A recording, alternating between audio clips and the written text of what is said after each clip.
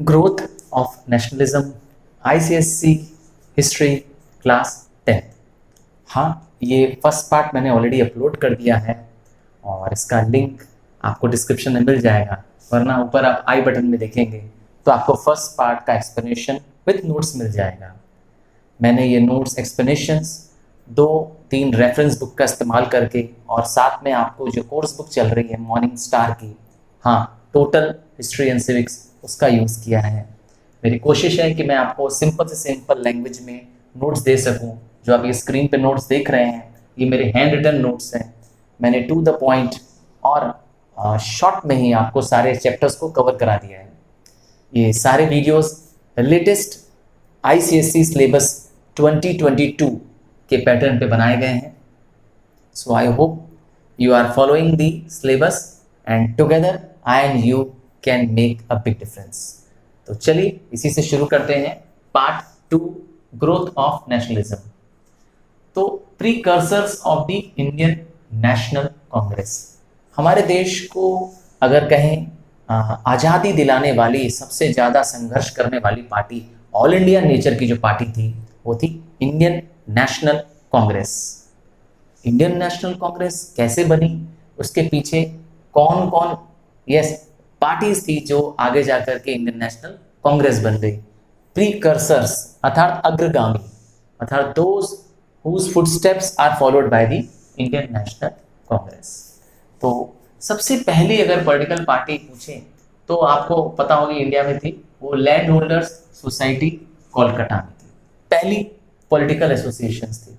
इसके बाद और बहुत सारी छोटी छोटी associations I, Indian association, east India associations, but उनमें से सबसे मेन एसोसिएशंस 3 जिनके बारे में हम डिस्कस करने जा रहे हैं, उनमें सबसे पहली है ईस्ट इंडिया एसोसिएशन। ईस्ट, हाँ, हमारा देश वेस्ट में पड़ता है और ईस्ट में पड़ता है ब्रिटेन, लंदन, जिन्होंने हमें गुलाम बना रखा था। तो ईस्ट में दादा भाई नेहरू जी, लंदन में हाउस ऑफ कॉमन्स के मेंबर थे दादा भाई नेहरू जी, और उन्हें बहुत प्यार से grand old man of India भी कहा जाता था।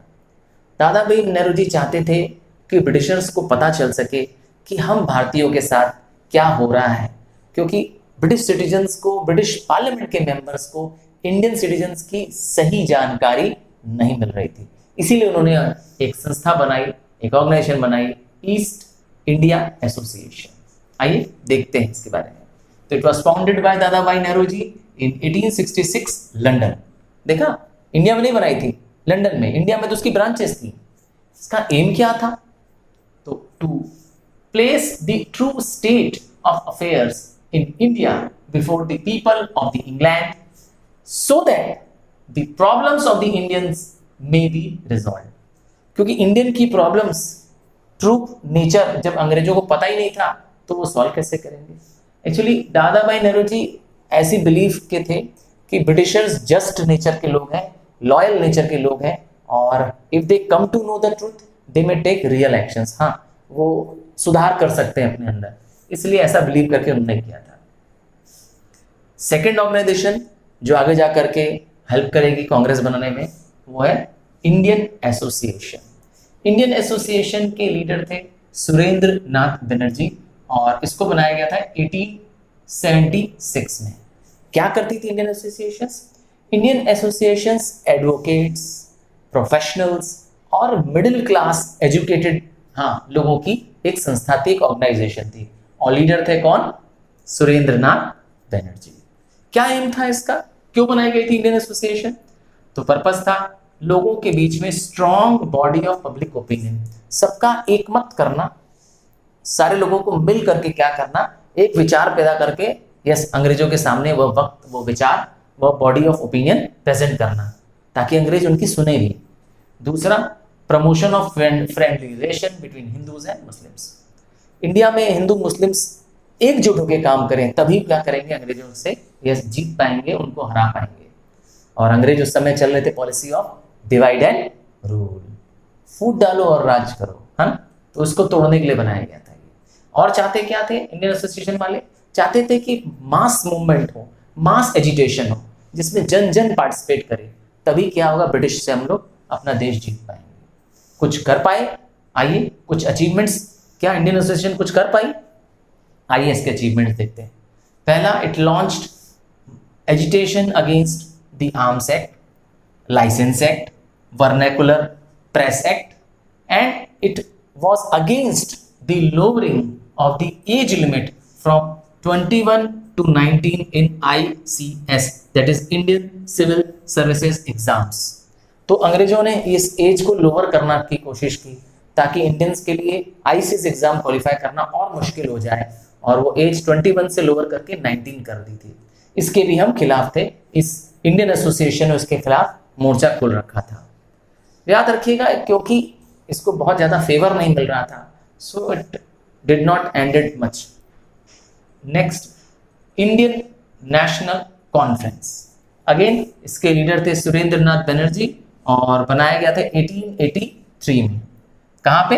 कोलकाता में। क्या इसका अचीवमेंट है, क्या खास बात है इस इंडियन नेशनल कॉन्फ्रेंस का?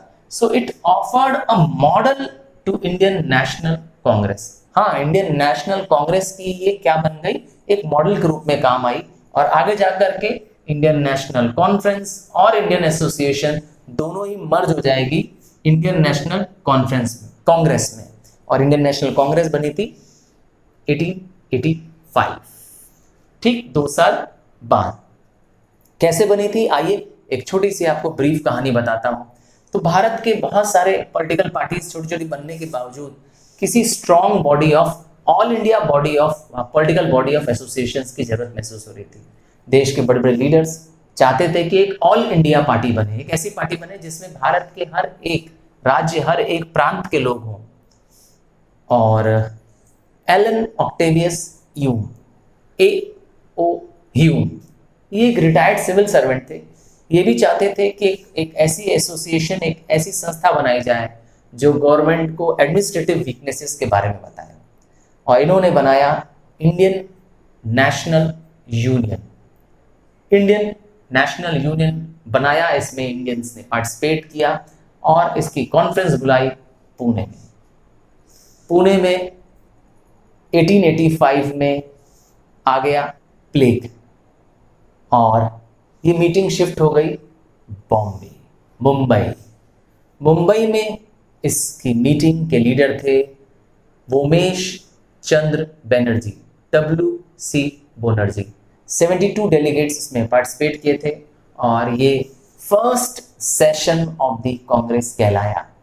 बाद में दादा भाई नेहरू जी के कहने पर इनका नाम इंडियन नेशनल यूनियन से हटा करके इंडियन नेशनल कांग्रेस कर दिया गया। हाँ, ये आपको ये हिस्ट्री शायद बहुत डिटेल नहीं मालूम होगी, बट आई एम श्योर अब आप इसके बारे में अच्छे से जानते हैं। तो इसका नाम इंडियन नेशनल कांग्रेस पड़ गया दादा भाई नेहरू जी के कहने पर। आइए, तो formation of Indian National Congress, Allan Octavian Hume, A.O. Hume ने इसको फॉर्म किया, 1885 में फॉर्म किया। कहाँ फॉर्म किया? मुंबई। बताया पहले प्रेसिडेंट कौन थे? WC बनर्जी, वोमेश चंद्र बनर्जी। और लॉर्ड डफरिन जो उस समय के वॉइसरॉय थे, उन्होंने कांग्रेस को बनने में, इंडियन नेशनल कांग्रेस को फेवर किया, सपोर्ट किया। लॉर्ड डफरिन तो कहते थे कि ये डिस्टिंग्विश्ड गेस्ट है हमारे देश के, distinguished guest of the capital कह के कांग्रेस के लीडर्स को आमंत्रित करते थे। तो लॉर्ड डफरिन क्यों सपोर्ट कर रहे थे? क्या वो बेवकूफ थे कि वो कांग्रेस नाम की पार्टी जो कि देश को आजाद कराने वाली है उसका सपोर्ट कर रहे थे, उसको बनाने में मदद करते? नहीं, उसके पीछे बहुत चालाकी है उनकी। हाँ, वो सोच रहे थे कि अगर कांग्रेस नाम की एक पार्टी बनी रहेगी तो अगर देश में कभी कोई आंदोलन होगा, देश में कभी कोई रिवोल्ट होगा, तो हमें पहले पता चल जाएगा इस कांग्रेस पार्टी के द्वारा, क्योंकि कांग्रेस पार्टी में ब्रिटिश के भी लोग थे, ब्रिटिश वॉइसरॉय के भी सदस्य थे, मेंबर्स थे, इससे उनको सारी जानकारी मिल जाती थी।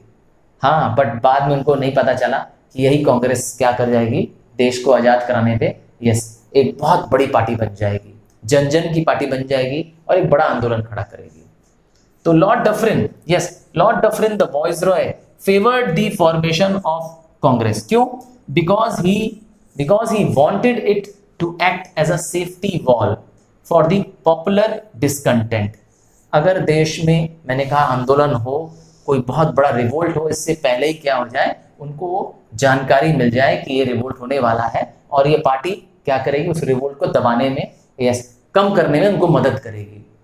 जैसे कि प्रेशर कुकर में जब बहुत ज़्यादा ये प्रेशर बढ़ जाता है तो सीटी बच जाती है, तो सीटी सेफ्टी वॉल्व का काम करती है, ये बता देती है कि अब इसके अंदर बहुत पानी या बहुत ज़्यादा प्रेशर डेवलप हो चुका है। उसी तरीके से कांग्रेस भी एक सेफ्टी वॉल्व का काम करने वाली थी ब्रिटिश के लिए, अर्थात ब्रिटिश के फायदे के लिए ही बनाई गई थी, ऐसा वो सोचते थे, है ना। It will safeguard the British interest in India, है ना, अंग्रेजों का ध्यान रखने के लिए, अंग्रेजों के हित के लिए बनाई गई थी कांग्रेस। बाद में मैंने कहा ब्रिटिशर्स को रियलाइज होगा कि ये उनकी गलती थी, क्योंकि ये मास मूवमेंट बन जाएगा, जन जन की पार्टी बन जाएगी, घर घर की पार्टी बन जाएगी। जब गांधी जी आ जाएंगे नेशनल मूवमेंट में, तब तो क्या हो जाएगा, यस, तब तो चमत्कार हो जाएगा, गांधी नेहरा आ जाएगा। समझ में आ रहा होगा तो यस लाइक बटन प्रेस करना, और यस सब्सक्राइब नहीं किया है तो प्लीज इस चैनल को सब्सक्राइब करो, अपने क्लासमेट्स फ्रेंड्स को भी बताओ कि हिस्ट्री के सारे लेसन्स प्रिपेयर्ड है विद नोट्स, और आपने अगर नोट्स कर लिया तो I promise you need not do anything. Yes, पूरे बोर्ड्स में आप क्या करेंगे, इस नोट्स के बल पर 100 आउट ऑफ 100 स्कोर कर लेंगे। यस, बस करना क्या है, यस प्रिपेयर नोट्स करना है, हैंड रिटन नोट्स बनाइए, स्वयं बैठिए, रीड करिए, वीडियोस को दोबारा देखिए ताकि आपका कंसेप्ट और क्लियर हो जाए।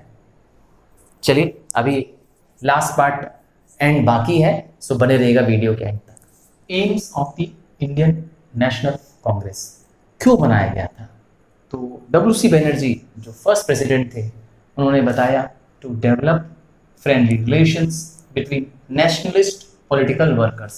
भारत में जितने भी पॉलिटिकल वर्कर्स काम कर रहे हैं उनके बीच में फ्रेंडली रिलेशन डेवलप करना चाहते हैं, और क्या करना चाहते हैं, to develop and consolidate feeling of national unity.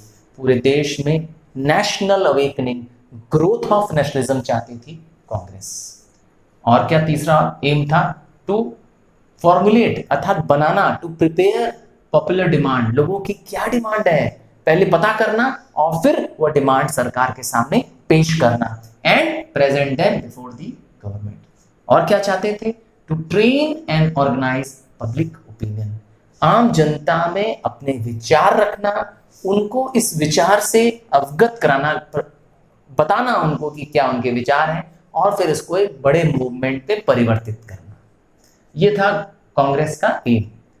बाद में हर साल, यस, आफ्टर फर्स्ट सेशन, हर साल दिसंबर के महीने में annual session of the Congress की मीटिंग बुलाई जाने लगी, और शुरुआत की पहली सेशन में 72 डेलीगेट्स आए थे, पर बाद में यह संख्या बढ़ते हुए हजारों में पहुंच गई, और इनके एम्स भी समय के हिसाब से बदलते चले गए।